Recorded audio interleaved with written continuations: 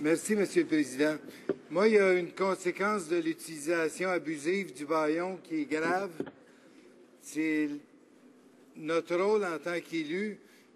Ce que ne semblent pas réaliser les gens de l'autre côté, c'est que nos concitoyens ne sont pas des idiots. Ils comprennent qu'est-ce qui se passe ici.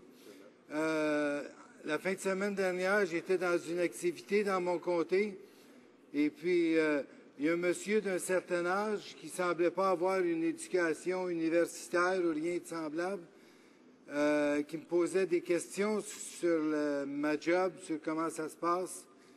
Et puis, il me disait 900 amendements sur un projet de loi. Viens pas me faire croire qu'il n'y a absolument rien de bon dans ça, que c'est toute la foutaise et que c'est tout mauvais. Ben, j'ai dit, c'est ce qu'ils croient, les gens de l'autre côté. Puis, on le voit quand on est en commission parlementaire, c'est la même chose, il n'y a rien qui se passe, il n'y a jamais la moindre discussion.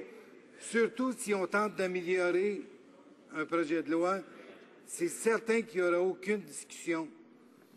Puis les gens vont finir par comprendre, puis de l'autre côté, ils vont se réveiller en 2015, puis ils vont voir qu'avoir ri des Canadiens comme ça pendant tout un mandat, ça ne leur apportera pas beaucoup à la fin de compte.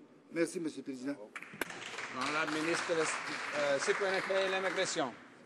Je ne comprends pas peut-être entièrement l'intention du député, mais quand il soulève les anecdotes des commettants, Monsieur le Président, je peux vous dire que j'ai parlé des centaines des nouveaux Canadiens de chaque coin du pays qui ont dit qu'ils appuient ce projet de loi, mais typiquement ce qu'ils disent est que le projet de loi ne va pas assez loin.